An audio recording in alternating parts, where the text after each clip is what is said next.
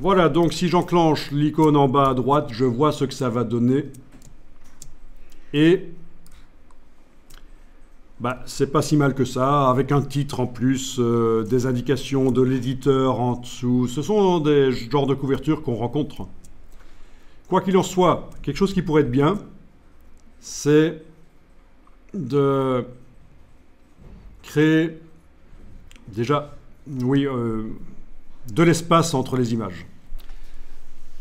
De l'espace entre les images, un petit filet. On appelle ça un filet, une ligne. Et entre les blocs aussi, un filet.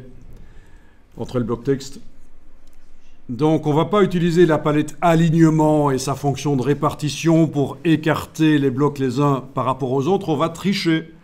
Donc sur cette page, vous allez juste faire un commande A sur le Mac, CTRL A sur le PC. Donc tous les blocs sont sélectionnés.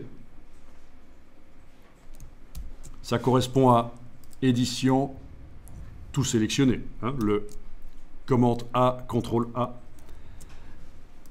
Ensuite, vous allez ici indiquer que vous allez modifier le contour des blocs, de tous les blocs ensemble.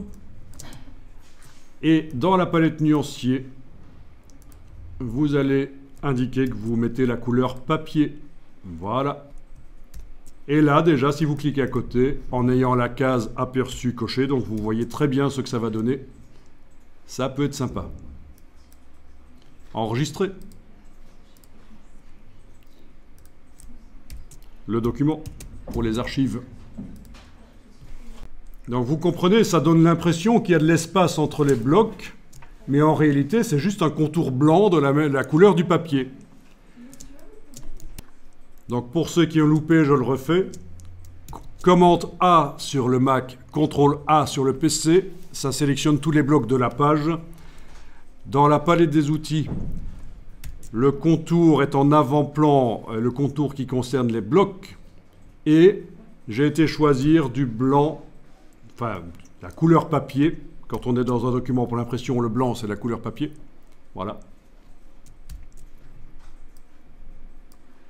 Et dans la... Voilà, et j'ai appliqué. Et donc j'ai obtenu ça. Et ici, je vais aller un peu plus loin. Je vais juste faire apparaître menu fenêtre contour, la palette contour, je vais la faire apparaître avec un espace que je gère. Par exemple, je passe de 1 point à 3 ou 4. Et voilà, on a encore plus d'espace, ça peut être très sympa. Ça fait fort encyclopédie pour enfants, mais c'est une cible, pourquoi pas, hein. Vous enregistrez le document quand c'est fait.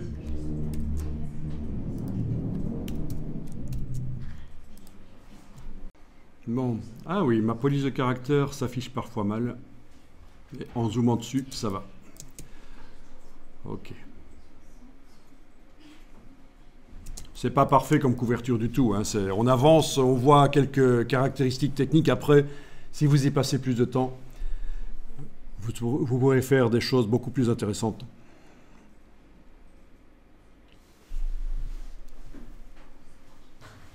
Ok, ça va, vous avez enregistré, j'en suis à la version 63.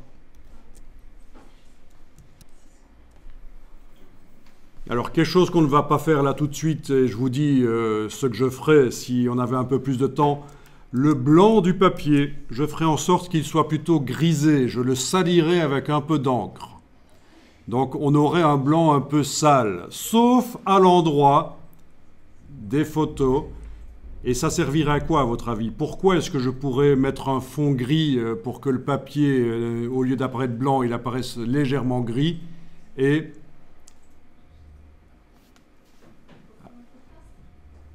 une espèce de contraste, en effet. C'est une astuce. Sur les photos, aux endroits où le blanc du papier apparaît, plus ou moins, d'accord? Eh bien, ce serait le vrai blanc du papier. Et ça donnerait l'impression que les photos sont plus lumineuses que le papier. C'est une astuce. C'est fort utilisé notamment pour les portfolios, quand un photographe veut montrer ses photos, le fond du papier, il le salit avec un fond. Pour les petites publications pour les enfants aussi, les parcs d'attractions, les parcs d'animaux, etc., on utilise cette technique.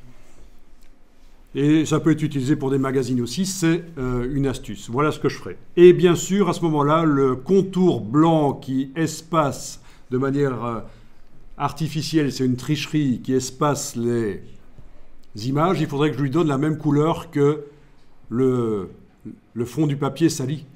Sinon, j'aurais des contours blancs autour des photos. Vous voyez, ce serait une astuce à faire.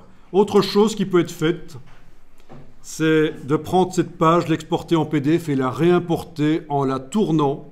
Ça peut être intéressant d'avoir quelque chose, plutôt d'avoir quelque chose de droit, d'avoir quelque chose de dynamique tourné. Et j'essaierai aussi d'importer un fichier InDesign plutôt qu'un PDF pour le tourner, parce qu'en fait, on peut importer du InDesign dans du InDesign. Donc ça, ce serait la suite si on avait 1 heure ou 2 en plus devant nous pour arriver à faire pousser plus loin le concept de cette couverture.